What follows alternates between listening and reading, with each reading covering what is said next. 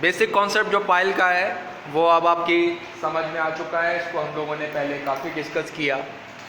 अब ये क्या है, हमारे पास टाइप्स हैं विद रिस्पेक्ट टू, क्या मैंने अभी बताया था आपको, पाइल का मटेरियल, यानी मटेरियल के लिहाज से पाइल की कितनी अक़साम होती हैं।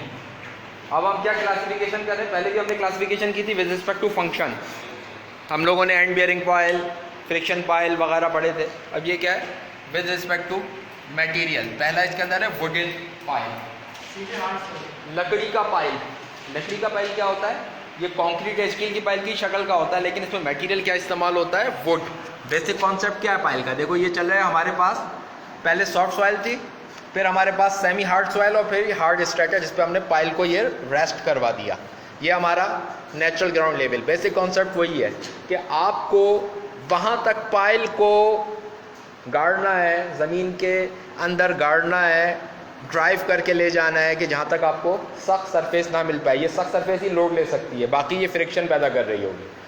ठीक है जी। तो ये क्या हो गया, विद रिस्पेक्ट टू मटेरियल। पहले है वुडन पाइल, लकड़ी का पाइल।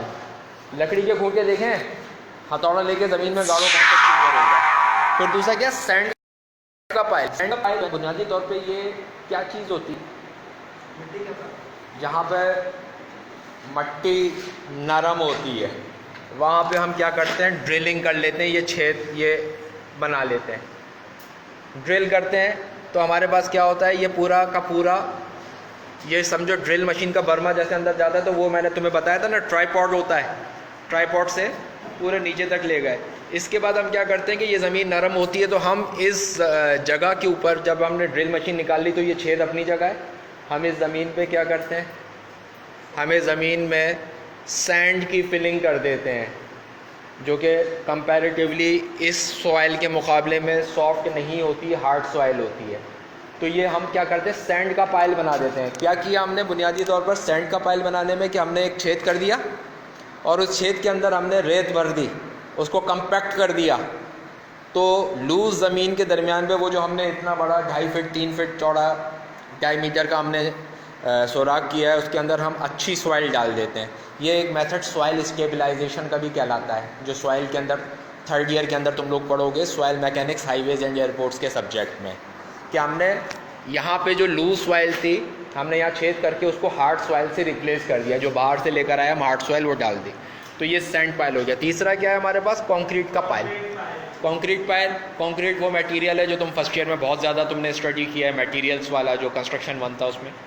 तो उसमें क्या होगा कि इसके अंदर ये आरसीसी नहीं है, कंक्रीट है। ये 2 तरह के होते हैं, बने बनाए होते हैं, प्रीकास्ट।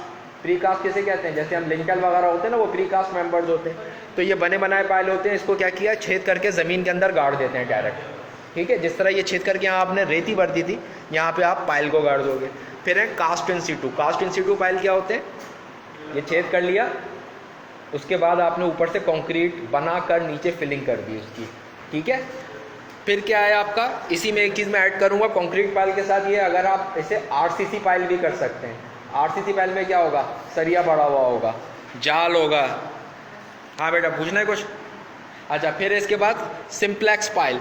सिंप्लेक्स पाइल का जो मेथड है वो थोड़ा सा हमारा और दीगर जो पाइल्स हैं इनके डिफरेंट होते हैं। तो ये 3 कैटेगरी अभी आपने इसको डिस्कस कर लेना है। अभी थोड़ा सा ब्रेक के बाद मैं आपको ये तीसरी ये चीज़ें बताता हूँ।